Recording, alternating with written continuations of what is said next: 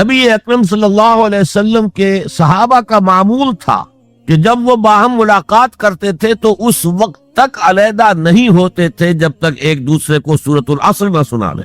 اس کے بعد وہ پھر سلام کرتے تھے اور اپنے اپنے راستے پر چلے جاتے. یعنی تذکیر کے لیے، یاد دہانی کے لیے، ہدایت کے جملہ مراحل کو واضح کرنے کے لیے ایک ایک لفظ میں یہ سورہ مبارکہ جو ہے واقعتاً اسی کی مثال ہے کہ سمندر کو کوزے میں بند کر دیا. ایک اعتبار سے یوں بھی کہا جا سکتا ہے کہ یہ قرآن حکیم کے مضامین کا انڈیکس ہے. قرآن میں کچھ تاریخی واقعات بیان ہوئے ہیں، کچھ ازل کی باتیں بتائی گئیں، آدم کی تخلیق کا مرحلہ بتایا گیا، آدم و ابلیس کا قصہ بیان کیا گیا، پھر بہت سے انبیاء کے حالات بیان کیے گئے، پھر ہمیں آخرت کی خبریں دی گئی. ان سب کی طرف اشارہ ہو گیا. والعصر، زمانہ گواہ، ان الانسان لفی خسر الا الذین آمنوا. اب یہ ایک بہت بڑا عنوان ہے قرآن کے مضامین کا، بہت جامع عنوان. آمنوا، کن کن چیزوں پر ایمان، کس انداز میں ایمان، یہ تشریح قرآن میں ملے گی آپ کو مکی صورتوں کے اندر. وعملوا الصالحات، تیسرا مضمون کیا ہے؟ اچھے اعمال، صالح اعمال. اسی کی تفسیر تو ہے، اخلاقی تعلیمات ہے، بیسک ہیومن موریلٹی کا تذکرہ ہے، پھر شریعت کے احکام ہے، یہ کرو یہ نہ کرو. یہ سب کیا ہے؟ عمل صالح کی تفسیر ہے. وتواصوا بالحق، یہ کیا ہے؟ یہ مختلف عنوانات سے قرآن مجید میں مضمون آیا. کہیں اس کو کہا گیا امر بالمعروف نہی عن المنکر، کہیں سے کہا گیا ادعو الی سبیل ربک، اور اس کے اوپر مفصل مضامین ہے. اور وتواصوا بالصبر، مدنی صورتوں میں جبکہ جنگیں ہو رہی تھی تو صبر کی جو تلقین آئی ہے جس طرح سے آئی وہ آپ کے علم میں، تو یہی تو مضامین ہے نا قرآن کے. تو گویا کہ سورۃ العصر جو ہے مضامین قرآن کا ایک جامع انڈیکس. چوتھی بات یہ نوٹ کر لیجئے کہ یہ کلام انتہائی موقد ہے، نہایت تاکیدی. پہلے تو اللہ قسم کھا رہا ہے. اللہ بغیر قسم کھائے بھی کوئی بات کہے تو مستند ہے ان کا فرمایا ہوا، لیکن تاکید کے لیے والعصر، زمانے کی قسم کھائے. ان الانسان لفی خسر، ان تاکید کے لیے، لفی لام پھر تاکید کے لیے، خسرن تفخیم کے لیے، معمولی خسارہ نہیں، 1000 2000 لاکھ 2 لاکھ کروڑ 2 کروڑ کا خسارہ نہیں، بڑا خسارہ. تاکید کی انتہا. یہ 4 باتیں نوٹ کرنے کے بعد اب ذرا اس کا ترجمہ اور اس کا انالیسس دیکھیے. آیتیں 3 ہیں. والعصر، زمانے کی قسم ہے. یہ کلام مفید نہیں بنتا، اس سے کوئی معنی سمجھ میں نہیں آتے جب تک یہ معلوم نہ ہو کہ کس بات پر قسم کھائی جائے. لہذا بات بنے گی والعصر ان الانسان لفی خسر. اب یہ کلام مفید ہے، اس کے معنی سمجھ میں آ گئے. اسی طرح تیسری آیت کے کوئی معنی نہیں بنتے جب تک کہ دوسری آیت کے ساتھ نہ جڑے. الا الذین آمنوا وعملوا الصالحات وتواصوا بالحق وتواصوا بالصبر، سوائے ان کے جو ایمان لائے اور جنہوں نے نیک عمل کیے، جنہوں نے حق کی وصیت کی اور جنہوں نے صبر کی وقت تاکید کی. یہ اللہ سے کلام شروع ہو رہا ہے تو یہ تو مستثنا ہے نا. مستثنا من ہو کیا ہے، کس سے مستثنا کیا جا رہا ہے؟ دوسری آیت کے ساتھ جوڑیں گے تو معلوم ہوگا کہ ہاں اب یہ کلام مفید ہے. ان الانسان لفی خسر الا الذین آمنوا وعملوا الصالحات وتواصوا بالحق وتواصوا. اس سے کیا بات سامنے آئی؟ انگریزی میں جب آپ انالیسس کرتے ہیں کمپلیکس سینٹنس کا تو اس کا پرنسپل کلوز ایک ہوتا ہے. پرنسپل کلوز کیا ہے؟ ان الانسان لفی خسر. یہ اپنی جگہ ایک مکمل جملہ ہے، مکمل مفہوم کا حامل. اگرچہ پہلی آیت بھی اسی کے ساتھ جڑ جائے گی، تیسری بھی جڑ جائے گی، اور یہ تینوں مل کر بھی ایک جملہ بنتے ہیں. زمانے کی قسم ہے تمام انسان بڑے شدید گھاٹے میں ہیں سوائے ان کے جو ایمان لائے اور جنہوں نے نیک عمل کیے اور جنہوں نے حق کی وصیت کی اور جنہوں نے صبر کی وصیت. اب ذرا اس جملے کو اپنے ذہن اور شعور کی سطح پر لکھ لیجئے یا لوح قلب پر کندہ کر لیجئے. زمانے کی قسم ہے تمام انسان خسارے میں ہیں، گھاٹے میں، سوائے ان کے جو ایمان لائے اور جنہوں نے نیک عمل کیے اور جنہوں نے ایک دوسرے کو حق کی وصیت کی اور جنہوں نے صبر کی وصیت. اس جملے کو بار بار پڑھیے، بار بار پڑھیے، بار بار پڑھیے اور پھر کچھ نتیجے نکالیے. اس جملے میں کامیابی اور ناکامی کا ایک معیار ہمارے سامنے آ رہا ہے جو ہمارے عام طور پر ذہنوں میں معیارات قائم ہے کامیابی کے، ان سے بالکل مختلف. ہم کسے کامیابی سمجھتے ہیں؟ جو زیادہ دولت مند ہے زیادہ کامیاب ہے، جس کی جائیداد زیادہ ہے زیادہ کامیاب ہے، جس کی تجارت بہت پھیلی ہوئی ہے زیادہ کامیاب ہے، جس کے پاس عہدہ بہت بڑا ہے زیادہ کامیاب ہے. یہی ہمارے کامیابی کی تصورات ہیں. ان تمام تصورات کی نفی ہے. کامیابی ان چیزوں سے متعلق ہے ہی نہیں. کامیابی تو ان 4 چیزوں سے متعلق ہے. ایمان، عمل صالح، تواصی بالحق، تواصی بالصبر، یہ ہیں تو کامیابی ہے، یہ نہیں ہے تو کوئی کامیابی۔ آپ کو سلطنت عرضی مل جائے کوئی کامیابی نہیں، دنیا بھر کی نعمتیں مل جائے کوئی کامیابی نہیں، جب تک کہ یہ چار چیزیں موجود نہ ہوں، ایمان اور عمل صالح اور تواصی بالحق اور تواصی بالصبر۔ اور اگر یہ چار چیزیں حاصل ہوں تو چاہے کوئی آپ کو جانتا بھی نہ، چاہے آپ کسی کٹیا میں رہتے ہو، کوئی محل نہ ہو آپ کے پاس، چاہے آپ کو روکھی سوکھی بھی مشکل سے ملے، آپ کامیاب ہیں۔ یہ ذہن میں رکھیے، معیار جب تک ہمارا یہ نہیں بنے گا ہم اسلام کے راستے پہ چل ہی نہیں سکتے۔ اس لیے کہ انسان جو بھاگ دوڑ کرتا ہے، جو سعی کرتا ہے، دن رات محنت کرتا ہے، راتوں کو سوچتا ہے، پلاننگ کرتا ہے، وہ کامیابی کے حصول کے لیے۔ اگر کامیابی کے یہ تصورات ہیں تو انہی کے لیے بھاگ دوڑ کرے، دنیا میں گم ہو جائے گا۔ جیسے اقبال نے کہا کہ کافر کی یہ پہچان کہ آفاق میں گم ہے، اور مومن کی یہ پہچان کہ گم اس میں ہے آفاق۔ یہ معیار ہے در حقیقت، جیسے کہ حضور نے فرمایا صلی اللہ علیہ وسلم کہ بہت سے لوگ ایسے بھی ہوتے ہیں جو اگر کسی محفل میں جانا چاہیں تو باہر نہ پا سکے، انہیں اجازت ہی نہ ملے، اگر وہ کہیں رشتہ کرنا چاہے تو کوئی انہیں رشتہ نہ دے، لیکن اللہ کی نگاہ میں ان کا وہ مقام ہوتا ہے کہ اگر وہ بھولے سے کسی بات پر قسم کھا لے تب بھی اللہ ان کی قسم کی لاج رکھتا۔ آپ سوچئے ابو ہریرہ کا کیا مقام تھا، ابو ذر کا کیا مقام تھا۔ حضور فرماتے ہیں صلی اللہ علیہ وسلم من کان یسرہ ان ینظر الی زوج عیسیٰ فلینظر الی صاحب ابی ذر، جس شخص کو اس سے خوشی حاصل ہوتی ہو کہ حضرت عیسیٰ کا زوج اپنی آنکھوں سے دیکھے تو میرے اس ساتھی، میرے اس دوست ابو ذر کو دیکھ لے۔ یہ لوگ ہیں کامیاب ترین۔ حضرت علی کی جب شادی ہو رہی تھی حضرت فاطمہ سے رضی اللہ تعالی عنہما، ان کے پاس کوئی مکان نہیں تھا، ایک انصاری صحابی نے ایک حجرہ دیا ہے جس میں کہ وداع ہو کر حضرت فاطمہ، کوئی گھر نہیں تھا، فقراء صحابہ میں سے تھے، مہر دینے کے لیے کچھ نہیں تھا۔ حضور نے پوچھا کچھ ہے علی تمہارے پاس مہر دینے کے لیے؟ اس کیا حضور کچھ نہیں میرے پاس۔ فرمایا تمہارے پاس وہ زرہ ہوتی تھی ایک؟ عرض کیا جی زرہ تو ہے، لیکن ظاہر بات ہے زرہ تو ہتھیار ہے، جنگ کے لیے ہے، جہاد فی سبیل اللہ کے لیے۔ آپ نے فرمایا جاؤ اسے بیچو یا گروی رکھو، اسے لے کر آؤ، مہر تو دینا ہے۔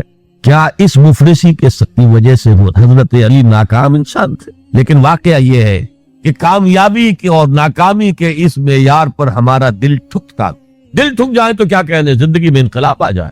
میں جو بات کہہ رہا ہوں دل گواہی دے گا کہ صحیح ہے، لیکن برا نہ مانے تو میں عرض کروں گا، قرآن مجید میں ایک آیت آئی ہے کہ اے محمد جو کچھ آپ کہہ رہے ہیں صلی اللہ علیہ وسلم، کوئی بات لگتی تو ٹھیک ہے، ان نظن الا ظنا وما نحن بمستيقنين، گمان سا تو ہوتا ہے جو آپ کہہ رہے ہیں ٹھیک ہے، میں یقین نہیں ہوتا، اور یقین جب تک نہیں ہوگا وہ آپ کی زندگی پر وہ اثر انداز نہیں ہو سکتا۔ وہ معیار کہنے کو ہم کہتے ہیں ہمارا آخرت پر ایمان ہے، اور آخرت کی زندگی ابدی زندگی ہے، اور اصل زندگی آخرت کی زندگی، وَإِنَّ دَارَ الْآخِرَةَ لَهِيَ الْحَيَوَانُ۔ لیکن ہماری بھاگ دوڑ، ہماری سعی و جہد، کہاں سے کہاں ہم جاتے ہیں اچھے کیریئرز کی تلاش، اور ایک ملک کے اندر بھی ادھر جاؤ ادھر جاؤ، ادھر جا کر کو تلاش کرو، ملک سے باہر بھی عرب ممالک میں جاؤ، یو اے ای میں جاؤ، امریکہ میں جاؤ، اور کتنی خبریں آتی ہیں، کتنے لوگ مرتے ہیں انلیگل امیگریشن کی وجہ سے، پورے جہاز ڈوب جاتے ہیں انلیگل امیگریشن۔ کس چیز کی تلاش میں؟ کیا اللہ یہاں رازق نہیں ہے، رزق نہیں دے سکتا؟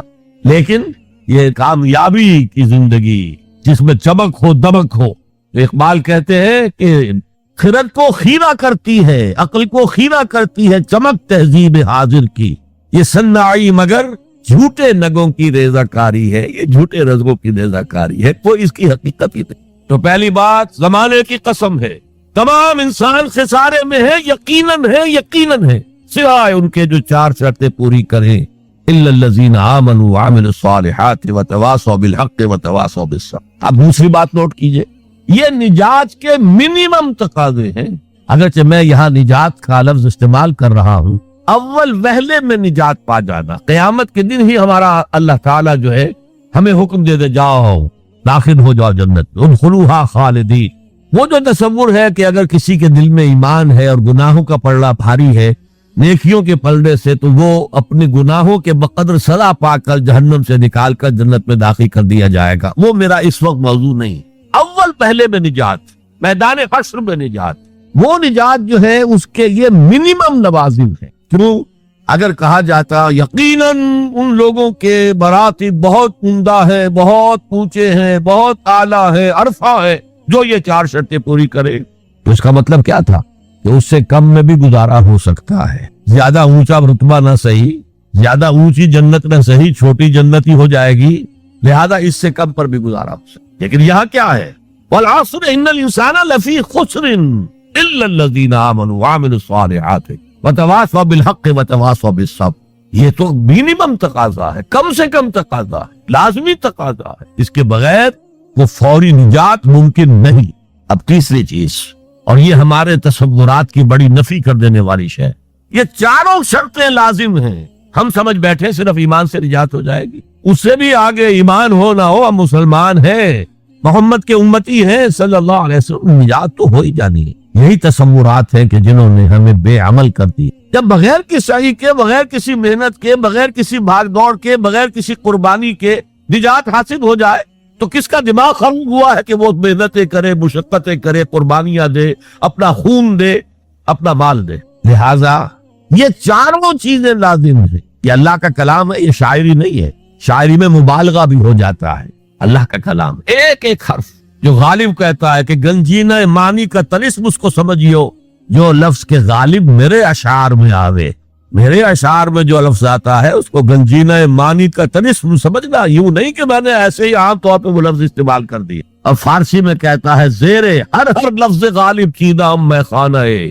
میں نے غالب کے ایک ایک لفظ کے نیچے ایک میخانہ پایا, علم کا میخانہ, حکمت کا میخانہ, فلسفے کا میخانہ. تو یہ قرآن غالب نے تو تعلیق کی ہے, لیکن یہ اللہ کا کلام ہے, یہاں ہر لازم ہے.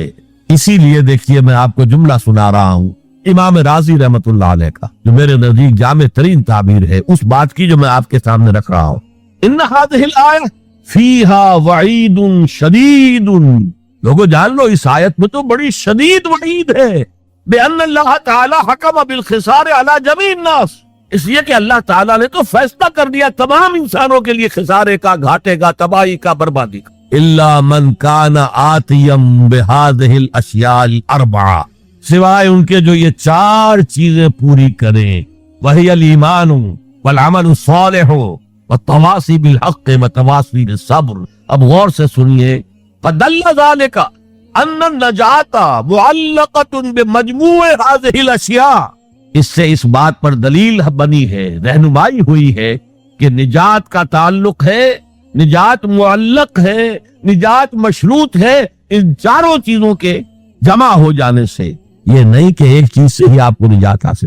تو یہ کامیابی اور ناکامی کا ایک معیار, اور پھر یہ کہ اس معیار میں 4 چیزیں لازم. اگرچہ ایک بات ہوگی, ہو سکتا ہے پہلی چیز میں انسان بہت اونچا ہو, دوسری میں اتنا اونچا نہ ہو, تیسری میں پھر اونچا ہو, چوتھی میں اتنا اونچا, یہ تو ہو جائے گا. لیکن بنیادی طور پر یہ 4 شرطیں پوری ہوگی تو نجات ملے گی, ورنہ.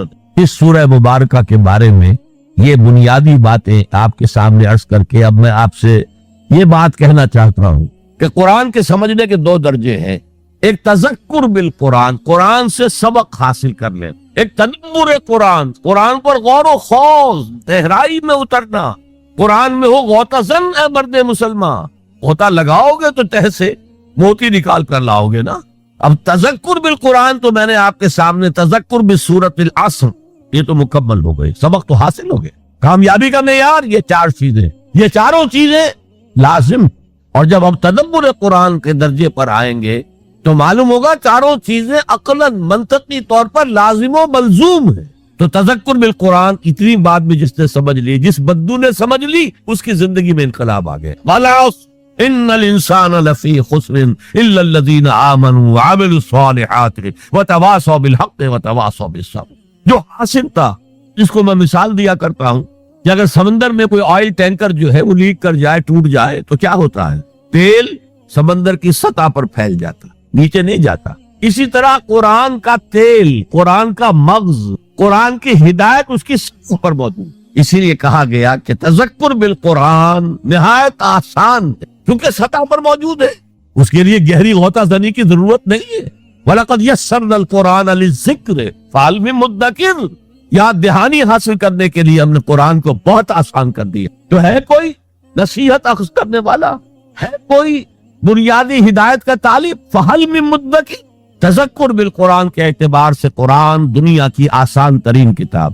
تدبر قرآن کے اعتبار سے یہ دنیا کی مشکل ترین کتاب، کسی انسان کے لیے اس کی تہ میں پہنچ جانا ممکن نہیں، بس مستثنا اگر ایک ذات ہو سکتی ہے تو حضور صلی اللہ علیہ وسلم کی ذات مبارکہ۔ وہ تدبر قرآن پوری زندگیاں لوگ لگا کر یہ نہیں کہہ سکے کہ ہم نے پورا قرآن سمجھ لی۔ 30 جلدوں میں امام رازی تفسیر لکھ رہے، لیکن کتنے ہی مقامات پہ آخر میں کہتے واللہ عالم، اللہ بہتر جانتا ہے، بس یہ میرا خیال یہ ہے، میں یقین سے نہیں کہہ سکتا۔ جیسے اقبال کا جو خطبات ہیں اقبال کے جو مدراس میں دیے گئے تھے، The Reconstruction of Religious Thought in Islam، فلسفہ اسلام پر، وہ آج کے دور میں علم الکلام کے اعتبار سے بنیادی کتاب، لیکن اس کے دیباچے میں لکھتے ہیں میرا یہ دعویٰ نہیں ہے کہ جو کچھ میں نے کہا ہے وہی صحیح ہے، ہو سکتا ہے کہ وقت گزرنے کے ساتھ صحیح تر باتیں سامنے آئیں، ہمارا کام یہ ہے کہ طالب علمانہ انداز میں غور و فکر جاری رکھیں۔ تو تدبر قرآن کی کوئی حد نہیں، پوری زندگیاں لگا کر،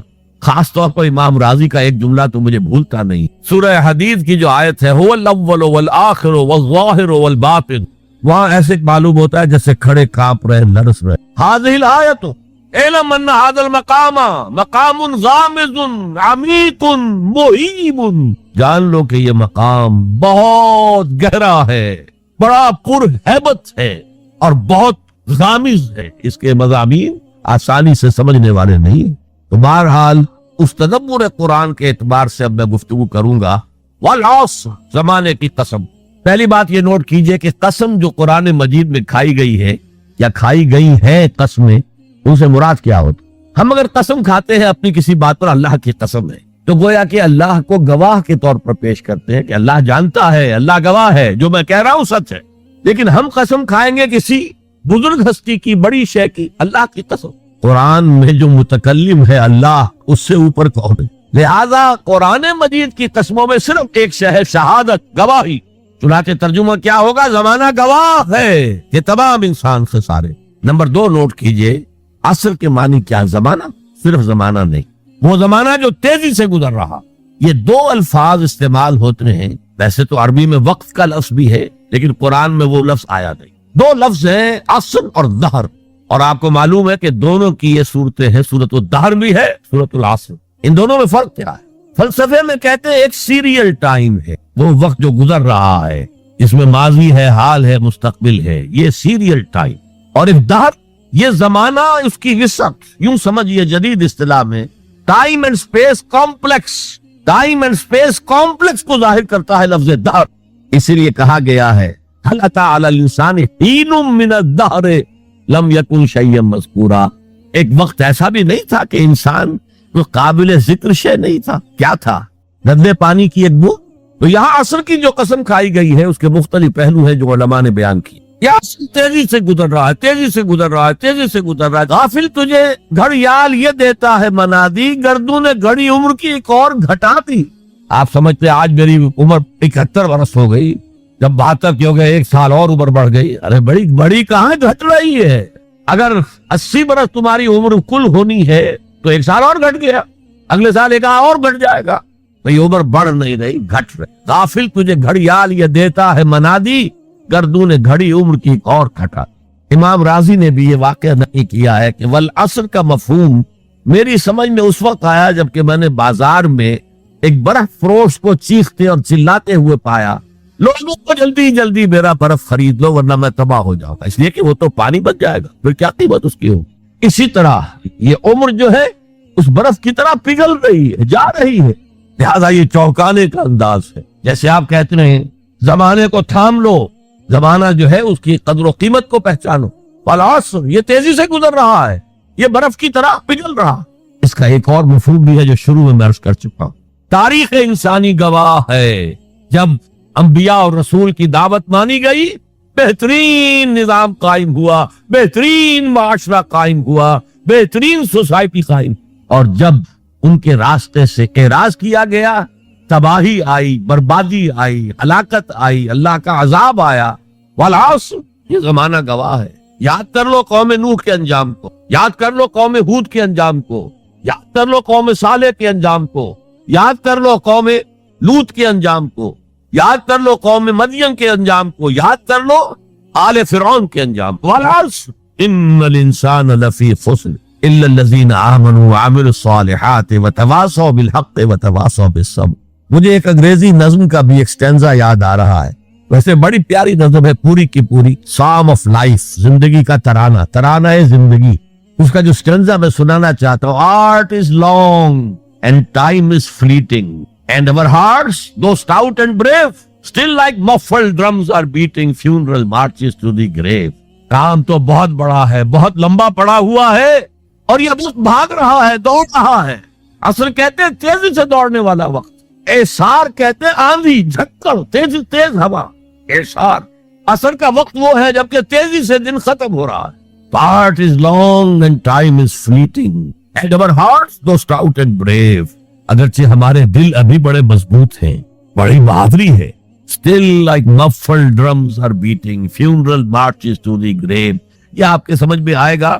جب کوئی جنرل، بڑا فوجی افسر جو ہے وہ مرتا تھا تو اس کا جنازہ جو ہے کیریئر پر رکھ کر اس کی قبر کی طرف لے کر جاتے تھے، اور ڈرم بجایا جاتا تھا، لیکن ڈرم کے اوپر کپڑا چڑھا دیا جاتا تھا. وہ اس کی شارپ نہیں آتی تھی وائس، بلکہ دبی ہوئی مفل ڈرمز. تو اگرچہ ہمارے دل بہت توانا ہے، فی الحال کوئی بیماری ابھی نہیں آئی ہے، لیکن ہم تو در حقیقت still like muffled drums are beating hard beat.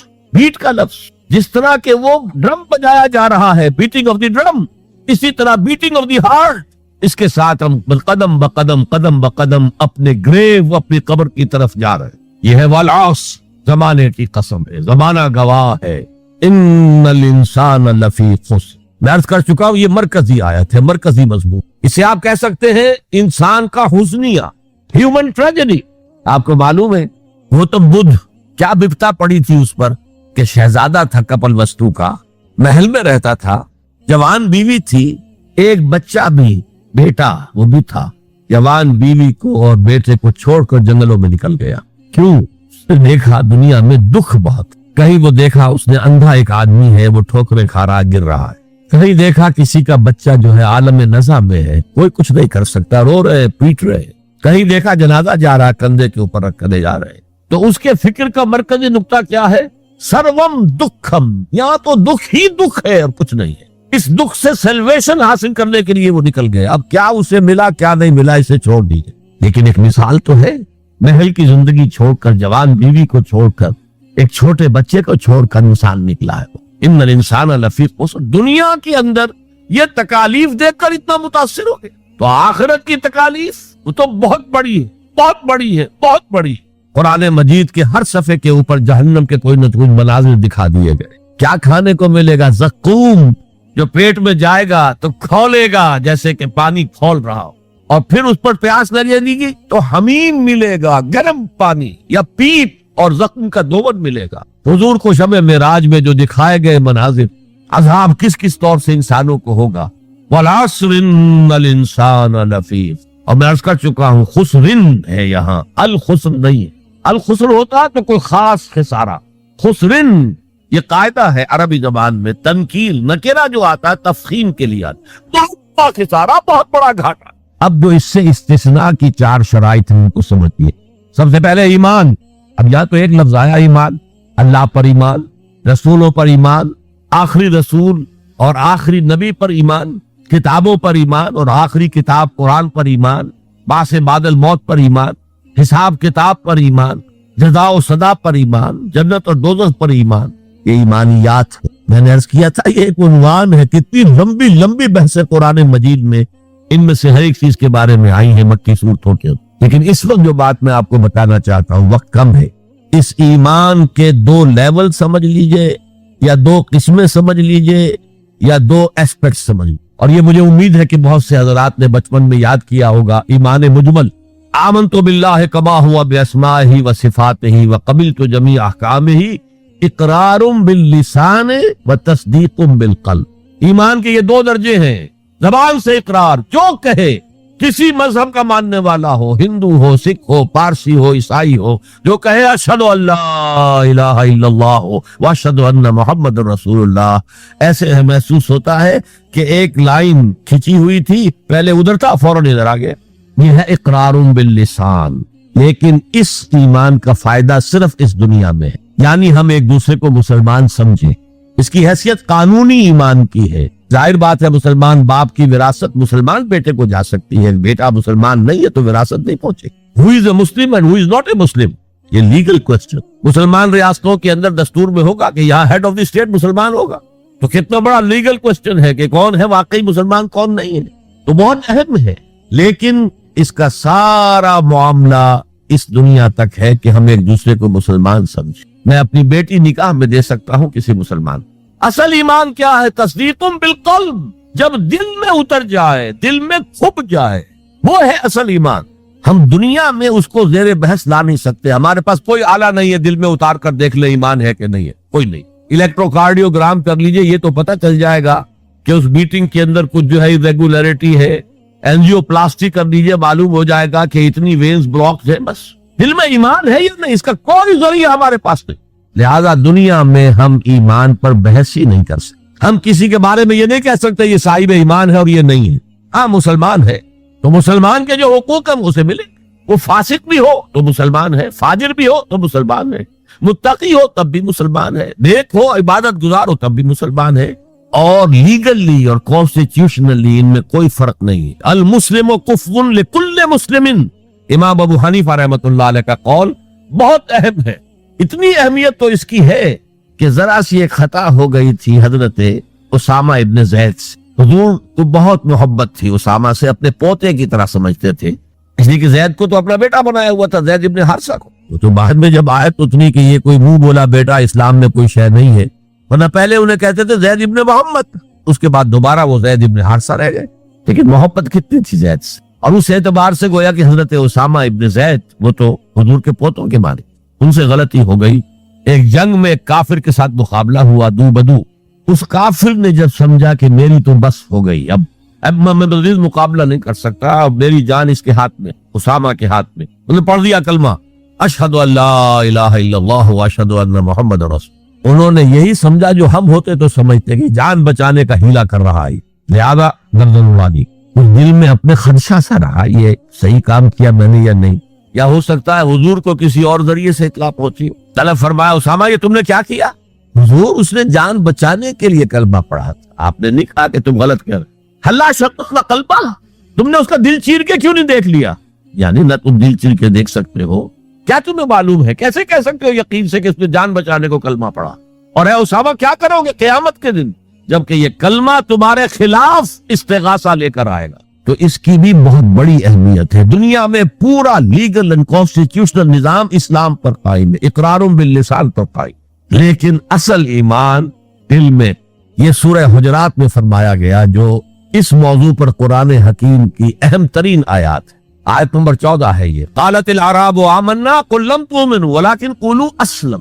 اے نبی یہ بدو جو ہیں یہ کہہ رہے ہیں ہم ایمان لے آئے، دعویٰ کر رہے ہیں ایمان کا. آپ ان سے کہہ دیجئے تم ایمان ہرگز نہیں لائے ہو، یوں کہو کہ ہم مسلمان ہو گئے ہیں، ہم نے اطاعت قبول کی. ولما يدخل الايمان في قلوبكم، ابھی تک ایمان تمہارے دلوں میں داخل نہیں ہوا. اللہ تو کہہ سکتا ہے نا. یہ کون سے بدو تھے اصل میں جان لیجئے. اذا جاء نصر اللہ والفتح ورأيت الناس يدخلون في دين الله افواجا. جب حضور کو آخری فتح حاصل ہو گئی تو اب تمام قبیلوں نے باہم مشورہ کیا اپنی اپنی جگہ پر. It's no use resisting now. اب ہم مزید جو ہے محمد کا راستہ روک نہیں سکتے صلی اللہ علیہ وسلم. چلو چلے اور چل کر اسلام لے آئے. اب اس وقت جو اسلام لائے لوگ ان کی تین حالتیں ہو سکتی تھی. ایک تو یہ کہ واقعی ایمان دیانت کے ساتھ، شعور کے ساتھ، خلوص کے ساتھ ایمان لائے تو وہ مومن ہو گئے. اور ایسا بھی ہو سکتا ہے کچھ لوگوں نے سوچا کہ اب تو ہمارا بس جو ہے نہیں چل رہا ہے، ابھی تو دبک جاؤ ذرا، پھر موقع کا انتظار کر کے کھڑے ہوں گے دوبارہ اور پھر ہم ان کو ختم کر دیں گے. جیسے کہ ہوا حضور کے انتقال کے بعد کتنے بڑے بڑے فتنے اٹھے. جھوٹے نبی کھڑے ہو گئے، مانعین زکوٰۃ کھڑے ہو گئے. تیسرا کہ نہ تو مثبت طور پر ان کے دلوں میں ایمان تھا، نہ منفی طور پر دھوکہ دینا مقصود تھا. بس ٹھیک ہے سب جا رہے ہیں ہم بھی ایمان لے آتے ہیں. نہ ایمان نہ نفاق. وہ پہلے جنہوں نے دھوکہ دینے کے لیے اور ٹائم گین کرنے کے لیے اور اس لیے کہ اب ہمارا بس نہیں چل رہا ہے پھر دیکھیں گے پھر کھڑے ہوں گے، جو انہوں نے یہ کیا وہ منافق. جو صدق کے دل سے ایمان لائے وہ مومن. درمیان میں وہ جو رہ گئے وہ مسلم تو ہے، منافق بھی نہیں ہے، مومن بھی نہیں. اس بحث پر ایک عنوان قائم کیا ہے امام ابن تیمیہ نے، اثبات الاسلام بغیر الایمان، بغیر ایمان کے اسلام کا اثبات. اس لیے کہ جب قرآن یہ کہہ رہا ہے قالت الاعراب آمنا قل لم تؤمنوا ولكن قولوا اسلمنا ولما يدخل الايمان في قلوبكم، لیکن اگر تم اللہ اور اس کے رسول کی اطاعت کرتے رہے تو ہم تمہارے اعمال میں سے کچھ کمی نہیں کریں. اس کا مطلب کیا ہوا؟ منافق تو نہ ہوئے. اگر منافق ہوتے تو منافق کا تو کوئی عمل قبول نہیں، لہذا نہ مومن نہ منافق بلکہ مسلم، صرف مسلم. آج کے مسلمانوں کا آپ اگر جائزہ لیں، تجزیہ کریں، عظیم اکثریت 1,00,000 میں سے 99,999 اس کیٹیگری میں فال کر. ایمان کہاں ہے؟ یقین کہاں ہے؟ ہر شخص اپنے گریبان میں جھانکے مرنے کے بعد جی اٹھنے کا یقین ہے؟ کیا یقین ہے کہ اصل زندگی آخرت کی زندگی ہے؟ وَإِنَّ الدَّارَ الْآخِرَةَ لَهِيَ الْحَيَوَانُ. یقین ہے کہ یہ قرآن اللہ کا کلام ہے. سورہ واقعہ کی آیات أَفَبِهَذَا الْحَدِيثِ أَنْتُمْ مُدْهِنُونَ وَتَجْعَلُونَ رِزْقَكُمْ أَنَّكُمْ تُكَذِّبُونَ. تم اپنے عمل سے قرآن کی تکذیب کر رہے ہیں. کہتے تھے وہ قرآن اللہ کا کلام ہے، ہمارا عقیدہ ہے. اللہ نے سود کو حرام کیا، تم سودی کاروبار کر رہے ہو. ما آمن بالقرآن من استحل محارمہ. کوئی ایمان نہیں ہے قرآن پر اس شخص کا جس نے اللہ کی حرام کردہ شے، قرآن کی حرام کردہ شے کو اپنے لیے جائز ٹھہرا لیا. تو یہ ایمان ہے اصل میں وہ شے جو دل میں داخل ہو جائے. چنانچہ یہاں تو نفی کی گئی نا اس کی. تم اپنے آپ کو مسلمان کہہ سکتے ہو، مومن نہیں کہہ سکتے. لیکن صحابہ کرام جو سچے اور پکے مومن تھے ان کے بارے میں کیا فرمایا؟ وَلَكِنَّ اللَّهَ حَبَّبَ إِلَيْكُمُ الْإِيمَانَ وَزَيَّنَهُ فِي قُلُوبِكُمْ. اللہ نے تمہارے نزدیک ایمان کو محبوب کر دیا ہے اور اسے تمہارے دلوں کے اندر کھبا دیا ہے، مزین کر دیا ہے، منور کر دیا ہے تمہارے دلوں کو. دل کا ایمان یہ ہے اصل کی. اور اصل ایمان کی تعریف کیا ہے پھر؟ دیکھیے کس قدر نیچرل سیکوینس ہے، منطقی بات ہے. یہ بدو کہہ رہے ہیں ہم ایمان لے آئے، نبی کہہ دیجئے تم ایمان ہرگز نہیں لائے ہو. ما آمن تم نہیں آیا ہے، لم تؤمنوا یہ تاکید کے لیے ہوتا ہے، بہت تاکید. ہرگز ایمان نہیں لائے ہو. وَلَكِنْ قُولُوا أَسْلَمْنَا بلکہ کہو کہ ہم اسلام لے آئے ہیں، ہم نے اطاعت قبول کر. وَلَمَّا يَدْخُلُ الْإِيمَانُ فِي قُلُوبِكُمْ ابھی تب ایمان تمہارے دلوں میں داخل نہیں آیا. وَإِن تُطِيعُوا اللَّهَ وَرَسُولَهُ لَا يَلِدْكُم مِّنْ أَعْمَالِكُمْ شَيْئًا إِنَّ اللَّهَ غَفُورٌ رَحِيمٌ. اس حالت میں بھی اگر تم اللہ اور اس کے رسول کی اطاعت کرتے رہو گے تو یہ اللہ تعالیٰ چونکہ غفور اور رحیم ہے، یہ رعایت کرے گا کہ تمہارے اعمال کو تسلیم کر لے گا اور اس کے اجر سے تمہیں محروم نہیں کرے. لیکن اصل سیکوینس جو میں بتا رہا تھا، اب اس آیت کے نتیجے میں سوال پیدا ہو گیا نا. ڈیفائن ایمان. Tell us what is ایمان. We want to be accepted as Mormons. تو بتانا جائے ایمان کیا ہے، اس کے تقاضے کیا ہے. کانٹیکسٹ کے اعتبار سے یہ قرآن مجید کی اہم ترین آیت ہے ایمان کو ڈیفائن کرتے. انما المؤمنون الذين آمنوا بالله ورسوله ثم لم يرتابوا وجاهدوا باموالهم وانفسهم في سبيل الله.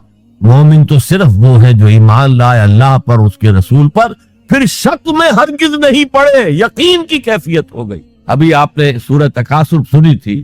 علم الیقین، علم الیقین. ایک تیسرا درجہ اور ہے حق الیقین. یقین کے بھی 3 درجے ہیں، معمولی بات نہیں ہے. ایک ہے حدیث میں جسے کہا گیا احسان. حضرت جبرائیل نے حضور سے پوچھا اخبرنی عن الاحسان. آپ نے فرمایا ان تعبد اللہ. ایک روایت میں ان تعمل للہ ہے، تیسری روایت میں ان تخشى اللہ کانک تراہ فإن لم تکن تراہ فإنہ یراک. احسان یہ ہے کہ تم اللہ کی عبادت کرو یا اللہ کے لیے عمل کرو، بھاگ دوڑ کرو، یا اللہ کا خوف تمہارے دلوں میں ہو اس طرح گویا کہ تم اللہ کو اپنی آنکھوں سے دیکھ رہے. یہ احسان، یقین کا وہ درجہ. تو انما المؤمنون الذين آمنوا بالله ورسوله ثم لم يرتابوا، پھر انہوں نے شک ہرگز نہیں کیا. وجاهدوا باموالهم وانفسهم في سبيل الله، اور پھر جہاد کیا انہوں نے اپنے مالوں کے ساتھ، اپنی جانوں کے ساتھ اللہ کی راہ. یہ ذرا تفصیل طلب مسئلہ ہے، جہاد سے مراد کیا ہے کسی اور موقع پر انشاءاللہ اس پر روشنی ڈالوں گا. لیکن اس وقت موضوع کے اعتبار سے کیا بات تھی کہ ایمان کے 2 درجے ہیں. ایک ایمان قانونی ہے جو اقرار باللسان پر مبنی، ایک ایمان حقیقی ہے جو قلبی یقین سے عبارت. اب ایک نیا مسئلہ سامنے آتا ہے، آیا اعمال ایمان کا حصہ ہے یا ایمان پر مستزاد کوئی حقیقت ہے اعمال صالحہ؟ کیونکہ اگلی شرط کیا ہے؟ وَعَمِلُوا الصَّالِحَاتِ إِلَّا الَّذِينَ آمَنُوا وَعَمِلُوا الصَّالِحَاتِ. اب اس میں آپ کو شاید حیرت بھی ہوگی، ہمارے 2 سب سے بڑے امام اس میں بالکل متضاد آراء رکھتے. امام ابو حنیفہ کہتے ہیں عمل ایمان کا حصہ نہیں ہے، وہ ایک علیحدہ ایڈیشنل چیز، اور وہ نہ گھٹتا ہے نہ بڑھتا ہے، ایک سٹیٹ میں رہتا ہے. یہ ہے رئیس الفقہاء اور سید المحدثین امام بخاری کہتے ہیں الایمان قول و عمل و یزید و ینقص. ہے نا متضاد بات؟ ایمان تو قول اور عمل کے مجموعے کا نام ہے. عمل صالح ایمان کے اندر انہیرنٹلی موجود ہے، اور یہ گھٹتا بھی ہے بڑھتا بھی ہے. اصل میں ان دونوں میں تطبیق کیا ہے یہ سمجھ لیجئے، کوئی بھی غلط نہیں کہہ رہا. امام ابو حنیفہ فقیہ ہیں، ان کا ذہن قانونی ہے. قانونی ایمان عمل سے علیحدہ ایک شے ہے. گناہ کبیرہ کا مرتکب بھی کافر نہیں ہوتا، عمل علیحدہ شے ہے. چوری کیا ہاتھ کاٹ دو لیکن وہ کافر نہیں ہو گیا. شادی شدہ نے زنا کیا ہے، اس کو سٹوننگ کر کے اس کو مار دو، لیکن اس کی نماز جنازہ پڑھنی ہوگی، ہے مسلمان، کافر نہیں. اس اعتبار سے وہ قانونی ایمان علیحدہ ہے، عمل علیحدہ. اور یہ قانونی ایمان نہ گھٹتا ہے نہ بڑھتا ہے، یہ تو ایک سٹیٹس ہے جو آپ کو کانسٹیٹیوشنلی لیگلی حاصل ہو گیا ہے. اس میں کوئی کمی بیشی نہیں ہوگی. سادہ ترین مثال یہ ہے، ایک باپ کے دو بیٹے تھے، کیا ہے، ایک بڑا متقی ہے، تہجد گزار ہے، نیک ہے، عابد ہے، زاہد ہے، ایک فاسق و فاجر ہے، لیکن ہے مسلمان. کیا وراثت میں اس متقی کو زیادہ حصہ ملے گا اور فاسق و فاجر کو کم ملے گا؟ نہیں. Legally they are equal. المسلم کفر لکل مسلم، ہر مسلمان دوسرے تمام مسلمانوں کے برابر ہے. لیگل سٹیٹس یہ برابر ہے، جامد ہے، یہ نہ گھٹتا ہے نہ بڑھتا ہے. حالانکہ ایمان کا گھٹنا بڑھنا، وہ حقیقی ایمان کی بات کر رہے ہیں. امام ابو حنیفہ قانونی ایمان کی بات کر رہے ہیں، امام بخاری حقیقی ایمان کی بات کر رہے ہیں. یہ تو ہر ایک کا تجربہ ہے. یہ ایمان جو ہے گھٹتا بھی ہے بڑھتا بھی ہے. قرآن پڑھیے، ایمان آپ کو خود محسوس ہوگا کہ اس کی حرارت بڑھی ہے. اچھی صحبت میں بیٹھیے، ایمان بڑھے گا. آوارہ قسم کے لوگوں میں بیٹھ کر گپے لڑائیے، ایمان گھٹے گا. خود محسوس ہو جائے گا کہ کوئی برف کی طرح کچھ ہے اندر پگھل رہی. قرآن میں آتا زادتہم ایمانا، ان کے ایمان کے اندر اضافہ ہو گیا. تو کیسے کہا جا سکتا ہے ایمان گھٹتا بڑھتا نہیں؟ ایمان حقیقی گھٹتا بھی ہے بڑھتا بھی ہے، لیکن قانونی ایمان یہ ایک جامد سٹیٹس ہے، ایک لیگل کانسٹیٹیوشنل سٹیٹس ہے. یہ نہ گھٹتا ہے نہ بڑھتا، اور عمل اس کے اندر داخل نہیں ہے. عمل اس پر مستضاد ہے، علیحدہ ہے. تو پہلی شرط کے بارے میں اس قدر باتیں میں نے بتائیں، زیادہ تفصیل میں جانے کا موقع دے. اب دوسری شرط کیا ہے؟ وَعَمِلُ الصَّالِحَاتِ. دیکھیے عربی زبان میں عمل اور فعل یہ دونوں الفاظ مترادف ہیں. تفعلون، یفعلون، تعملون، یعملون، لیکن ان دونوں میں فرق. فعل کوئی بھی فعل ہے جو آپ سے سرزد ہو گیا، چاہے ارادی طور پر چاہے غیر ارادی طور پر. عمل وہ ہے جو ارادے کے تحت کیا جائے، جس میں جد و جہد ہو، جس میں محنت ہو، جس میں مشقت پڑتی. تو فعل اور عمل کے درمیان زمین و آسمان کا فرق ہے. عمل محنت چاہتا ہے، جد و جہد چاہتا ہے، صحیح چاہتا. اور صالح سے مراد کیا ہے؟ باصلاحیت، جس میں گم کرنے کی صلاحیت ہو. صالح اس عمل صالح جس سے کہ انسانی شخصیت نشو و نما پائے، اس کی انٹرنل پرسنالٹی. اقبال کے اصطلاح میں اس کی خودی، اس کی انا، اس کی ایگو، اس کی روحانی شخصیت ترقی پائے، نشو و نما پائے، بلندی پر جائے، اس مقام کو حاصل کرنے کی کوشش کرے کہ جس مقام پر اللہ نے انسان کو پیدا کیا تھا. والتین والزیتون وطور سینین وہذا البلد الامین لقد خلقنا الانسان فی احسن تقویم. بہترین سطح پر پیدا کیا، مسجود ملائک بنایا، اپنا خلیفہ قرار دیا. ثم رددناہ اسفل سافلین، پھر نیچوں میں سب سے نیچے پھینک دی. فرشتے ہم سے اونچے، جنات بھی ہم سے اونچے. جنات کہاں کہاں تک جاتے ہیں؟ میرا یہ خیال ہے کہ کم سے کم سولر سسٹم تک تو جنات کی رسائی ہے. آگے ہے یا نہیں میں نہیں کہہ سکتا، لیکن یہ انسان اب محنت کرے گا. نیچے اگر پھینک دیا گیا تھا الا الذین آمنوا وعملوا الصالحات، جو ایمان لائیں گے اور نیک عمل کریں گے وہ پھر ریگین کر لیں گے اپنے اس مقام کو جس مقام پر انہیں اصلاً پیدا کیا گیا. اور جو لوگ اس مقام کو حاصل نہیں کر سکتے ان کے بارے میں قرآن کہتا ہے اولئک کالانعام، سورہ اعراف میں، یہ چوپایوں کے مانند ہیں، حیوانات ہیں. بل ہم اضل، بلکہ ان سے بھی گئے گزرے. کیوں؟ حیوان کو جس سطح پر پیدا کیا گیا اس پر اپنی زندگی گزار رہا ہے، اس سے اوپر کی کوئی صلاحیت دی ہی نہیں گئی. انسان کو لقد خلقنا الانسان فی احسن تقویم، اگر انسان حیوان کی سطح پر گر جائے جیسے کہ آج گر چکے تو حیوانات سے بدتر. اولئک کالانعام بل ہم اضل लहुम कुलूबुन ला यफ्क़हून बिहा लहुम आयुनुन ला युबसिरून बिहा लहुम आज़ानुन ला यस्मऊन बिहा। उनका दिल है, उससे गौर नहीं करते, आंखें हैं, उनसे देखते नहीं है, कान है, उनसे सुनते नहीं है। क्या अबू जहल आंख से नहीं देखता था? क्या अबू जहल कान से नहीं सुनता था?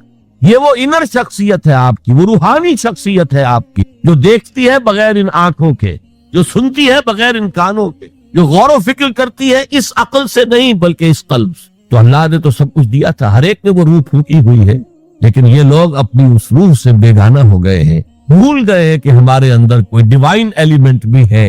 डिवाइन स्पार्क, ये लफ्ज जो है मगरबी फलसफे में इस्तेमाल होता है। डिवाइन स्पार्क, एक शोला मलकूती हमारे अंदर है, उन्होंने भी देखा है। लेकिन आज का इंसान खास तौर पर डार्विन के नजरिए के फैलाव की वजह से, ये नजरिया बायोलॉजी के मैदान का नजरिया था और बायोलॉजी के मैदान में इसे तकरीबन रिजेक्ट किया जा चुका, लेकिन सोशल साइंसेज में इस तरह परमिएट कर चुका, सोशियोलॉजी में, साइकोलॉजी में इस तरह परमिएट कर गया है कि आज का इंसान अपने आप को सिवाय हैवान के कुछ नहीं समझता। ये ह्यूमन ट्रेजेडी सबसे ऊंची है। वो शरफ जो अल्लाह ने अता किया था, वो मकाम और मर्तबा जो अल्लाह ने अता किया था, उससे इंसान खुद मुस्ताफी हो गया। नतीजा क्या निकला है कि जैसे हम कहते हैं कि घोड़ा और गधा, क्या फर्क है? घोड़ा जरा रिफाइंड एनिमल है, कम गलत है उसमें, गधा बेचारा कोर्स एनिमल है, बाकी फर्क क्या है ये बताएं। इसी तरह इंसान और शिंपैंजी और गोरिल्ला में क्या फर्क है ये बताएं हमें। अमल सालेह जो है वो इसलिए है, और ये भी नोट कर लीजिए, जब ये सूरत उतरी तो अमल सालेह से क्या बुरा था? शरीयत तो अभी नाज़िल नहीं हुई। अमल सालेह एक ही था, एक इन्नल्लज़ीना क़ालू रब्बुनल्लाहु सुम्मा इस्तक़ामू, जिन्होंने कहा हमारा रब अल्लाह है फिर जम गए। चाहे मारा जा रहा है, चाहे दहकते हुए अंगारों पर लिटाया जा रहा है। खब्बाब बिन अरत रज़ियल्लाहु ताला अन्हु लोहार थे पेशे के एतबार से, बुलाया गया, हुजूर पर ईमान ले आए थे, अंगारे जमीन पर बिछा दिए गए, दहकते हुए अंगारे, कहा उतारो कुर्ता, उतार दिया, लेट जाओ, लेट गए अंगारों के ऊपर। इसलिए कि हुजूर का हुक्म यह था, चाहे तुम्हारे टुकड़े कर दें, चाहे तुम्हें भून दे, तुमने कोई जवाबी कार्रवाई नहीं करनी। कुफू ऐदियकुम, अपने हाथ बंधे रख। कुरान में तो ये कहीं जाकर सूरह निसा में हुक्म आया है। एक जमाना था जबकि तुम्हें हुक्म था कि अपने हाथ रोके रखो, मक्के में ये हुक्म हुजूर ने दिया था, लिहाजा लेट गए, पीठ की खाल जली, चर्बी पिघली, उससे वो अंगारे ठंडे हुए। इन्नल्लज़ीना क़ालू रब्बुनल्लाह सुम्मा इस्तक़ामू, फिर जम गए। या सिर्फ एक इबादत दी गई थी, रातों को खड़े रहा करो। या अय्युहल मुज़्ज़म्मिल क़ुमिल लैला इल्ला क़लीला निस्फ़हु अव इंक़ुस मिन्हु क़लीला औ ज़िद अलैहि वरत्तिलिल क़ुरआन तरतीला। ऐ कंबल में लिपट कर लेटने वाले सल्लल्लाहु अलैहि वसल्लम, खड़े रहा करो रात को सिवाय थोड़े से हिस्से के। निस्फ़हु, आधी रात, अव इंक़ुस मिन्हु क़लीला, या उसमें से कुछ कम कर लो तो 1/3 रात, और ज़िद अलैहि, या आधी रात पर और इजाफा करो तो 2/3 रात। और कुरान पढ़ते रहो, पढ़ते रहो, पढ़ते रहो, पढ़ते रहो। हालांकि कुरान कितना नाजिल हुआ था अभी? क्या ये 30 पारे मौजूद थे? जो चंद आयतें उतरी है, repeat and repeat and repeat and repeat, hammer them down into your heart and brain। ये इबादत। बाकी ना अभी 5 वक्ता नमाज है, ना रोजा है, कुछ है नहीं, ना सूद हराम है, ना शराब हराम है। तो आमिल सालिहात अब हमारे सामने जब आएंगे तो उसके 2 हिस्से हैं। एक बेसिक ह्यूमन मोरालिटी, वो चीजें जो तमाम अदियान, तमाम मज़ाहिब, तमाम फलसफों के अंदर मुश्तरक है। झूठ बोलना बुरा है, सच बोलना अच्छा है। वादा पूरा करना अच्छा है, वादा खिलाफी करना बुरा है। किसी की जरूरत पूरी कर देना अच्छा है और किसी को झिड़क देना बुरा है। वालिदैन की खिदमत करना अच्छा है और उससे एराज करना बुरा है। कौन नहीं जानता? ये तो है बेसिक मोरालिटी जो मक्की सूरतों में शुरू में आई है, बहुत बहुत तकरार के साथ। अरायतल्लज़ी युकज़्ज़िबु बिद्दीन फ़ज़ालिकल्लज़ी यदउल यतीम वला यहुद्दु अला तामिल मिस्कीन। क्या तुमने देखा उस शख्स को जो जज़ा और सदा का मुनकिर है, आखिरत का मुनकिर है? वही तो है जो यतीम को धक्के देता है और मसाकीन को खाना खुद खिलाना तो दरकिनार, किसी और को भी कहने को तैयार नहीं है कि खाना खिला दो। पता नहीं पलट कर वो कह दे तुम क्यों नहीं खिलाते। वैलुल लिकुल्लि हुमज़तिन लुमज़ा, हलाकत है हर उस शख्स के लिए जो रू दर रू ऐब चीनी करता है या पीछे बुराई करता है, तंज करता है। वैलुल लिकुल्लि हुमज़तिन लुमज़ा अल्लज़ी जमा मालन वअद्ददा, माल जमा करता है, गिनता रहता है, अब मेरा बैलेंस शीट यहाँ आ गया है, अब बैलेंस शीट यहाँ आ गया है, پہلے اتنے کروڑ کیسٹس تھے، آج اتنے کروڑ کے، اسی حساب کتاب میں بیسک ہیومن موریلٹی اور شریعت کے احکام یہ دونوں آئیں گے۔ اب وہ شریعت پوری ہو چکی محمد رسول اللہ صلی اللہ علیہ وسلم پر، اب ہمیں اس پر عمل کرنا ہے، اور یہ تو بوجھ نہیں ہے، یہ ہماری شخصیت کی نشو و نما کے لیے۔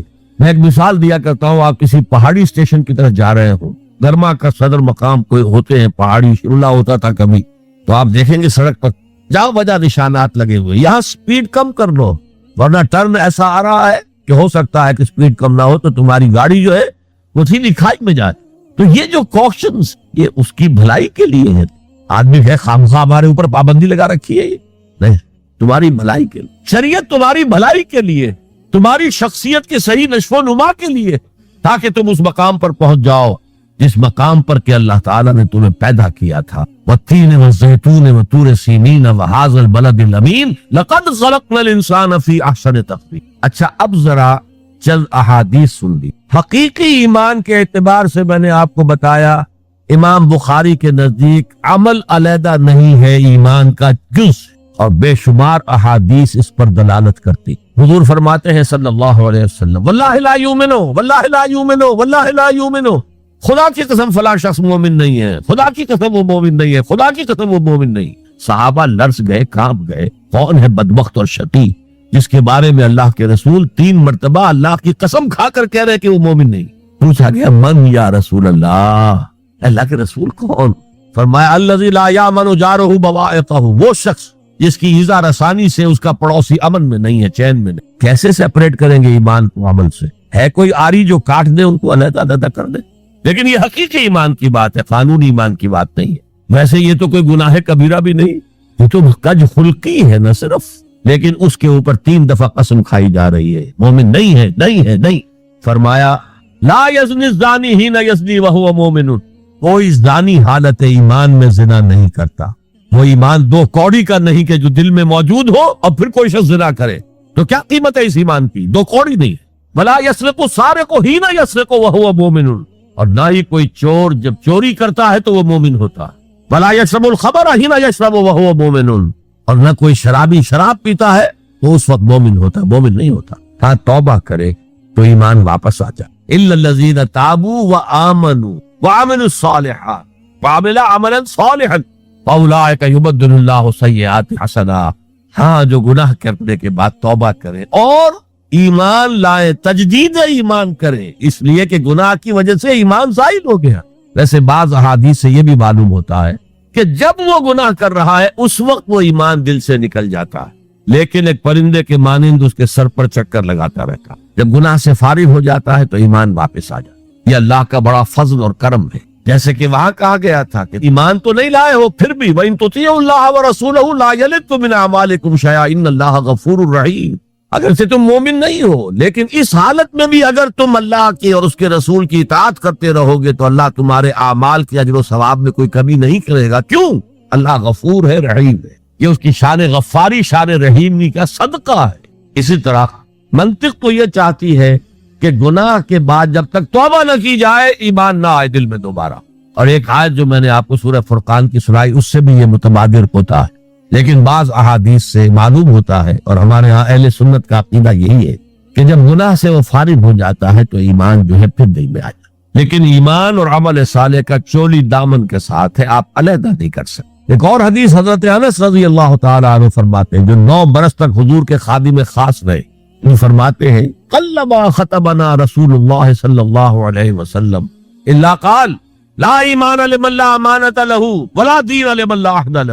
شاذ ہی کبھی ایسا ہوا ہوگا کہ حضور نے ہمیں کوئی خطبہ ارشاد فرمایا اور اس میں یہ الفاظ نہیں کہے، گویا کہ ہمیشہ اپنے خطبے میں یہ حدیث بیان کرتے تھے آپ، جس شخص میں امانت داری کا وصف نہیں ہے اس کا کوئی ایمان نہیں، کیٹیگوریکل سٹیٹمنٹ ہے، کوئی ایمان نہیں۔ اور جس شخص میں ایفائے عہد کا مادہ نہیں اس کا کوئی دین نہیں۔ دین تو نام ہے، آپ عہد کرتے ہیں اللہ سے، ایاک نعبد و ایاک نستعین، اے اللہ ہم تیری ہی بندگی کرتے ہیں اور کرتے رہیں گے، اور اے اللہ ہم تجھ ہی سے مدد مانگتے ہیں اور مانگتے رہیں گے۔ جو شخص چھوٹی چھوٹی باتوں میں وعدہ خلافی کرے وہ اتنے بڑے وعدے کو نبھائے گا جو پوری زندگی کے اوپر حق ہے۔ تو یہ نوٹ کر لیجئے، لیگل لیول پر، لیگل ایمان کے لیول پر ایمان علیحدہ، عمل علیحدہ، حقیقی لیول پر، قلبی ایمان والے لیول پر ایمان اور عمل صالح گتھے ہوئے ہیں، چولی دامن کا ساتھ ہے، ان کو ایک دوسرے سے جدا کرنا مشکل۔ اب آئیے تیسری شرط، وَتَوَاصَوْا بِالْحَقِّ، انہوں نے آپس میں یا بہت زیادہ شدت کے ساتھ، باب تفاعل کے اندر دو خواص ہیں، مل جل کر کوئی کام کرنا یا مبالغہ ہوتا ہے، بہت شدت سے وہ کام کرنا۔ میں ان دونوں کے اعتبار سے ترجمہ کروں گا۔ اور وصیت کا لفظ آتا ہے ہمارے ہاں جب کوئی شخص مرتے ہوئے جو بات کہتا ہے، اہم ترین بات جو سمجھے گا وہی تو کہے گا نا۔ وہ لوگ آپس میں ایک دوسرے کو حق کی نصیحت کرتے ہیں یا وہ عوام الناس کو حق کی وصیت کرتے ہیں بڑی شدت کے ساتھ، دونوں ترجمے ہو گئے۔ یہ عمل صالح اور ایمان کا لازمی تیسرا نتیجہ ہے۔ دیکھیے فزیکل لا بھی یہ ہے، اگر کہیں بھٹی ہے آگ کی تو اس سے حرارت ماحول میں نفوذ کرے گی، اگر برف کی سل رکھی ہوئی ہے تو اسے برودت ٹھنڈک ماحول میں پھیلے گی۔ اگر کسی میں عمل صالح اور ایمان ہے تو ممکن نہیں ہے کہ اس کی ذات سے نیکی کا پھیلاؤ نہ ہو، نیکی اس کی ذات سے نہ نکلے، نہ دوسروں تک پہنچے۔ اس نے فزیکل فینومینن۔ نمبر 2، یہ شرافت اور مروت کا تقاضا۔ اگر آپ کو اللہ نے ہدایت دی ہے، شیئر اٹ ود ادرس، شرافت، مروت۔ حضور نے فرمایا لا یؤمن احدکم حتی یحب لاخیہ ما یحب لنفسہ، تم میں سے کوئی شخص مومن نہیں ہو سکتا جب تک کہ وہ اپنے بھائی کے لیے بھی وہی بات پسند نہ کرے جو اپنے لیے پسند۔ اگر تم اسلام لے آئے ہو، ایمان لائے ہو، نیک عمل کر دیے، بھائی اپنے بھائیوں تک پہنچاؤ جن سے تمہیں محبت ہے، جن کے ساتھ خلوص ہے، جن کے ساتھ اخلاص ہے۔ یہ دوسری بنیاد ہے کہ ایمان اور عمل صالح سے تواصی بالحق خود بخود برآمد ہو۔ اور ایک تیسری بات ہے حمیت، غیرت۔ میں یہاں آپ کو ایک حدیث سنا رہا ہوں، ایک طویل عرصے تک اپنے زمانہ طالب علمی میں یہ حدیث خطبہ جمعہ میں سنتا رہا۔ مولانا تھانوی رحمۃ اللہ علیہ نے جو خطبات جمعہ مرتب کی ان میں یہ حدیث ہے۔ حضور ارشاد فرماتے ہیں اوحى اللہ عز وجل الى جبرائیل علیہ الصلوۃ والسلام ان اقلب مدینۃ کذا وکذا باہلہ، اللہ تعالیٰ نے وحی کے ذریعے سے حکم دیا حضرت جبرائیل کو کہ فلاں فلاں بستیوں کو الٹ دو، تلپٹ کر دو، جیسے سدوم اور عمورہ کی بستیوں پر عذاب آیا تھا ویسا عذاب ان بستیوں کے اوپر لے آؤ۔ قال فقال، حضور فرماتے ہیں کہ اس پر حضرت جبرائیل نے عرض کیا یا رب ان فیہا عبدک فلان لم یعصک طرفۃ عین، اے اللہ میں اس بستی کو الٹ دوں، اس میں تو تیرا فلاں بندہ بھی ہے جس نے کبھی پلک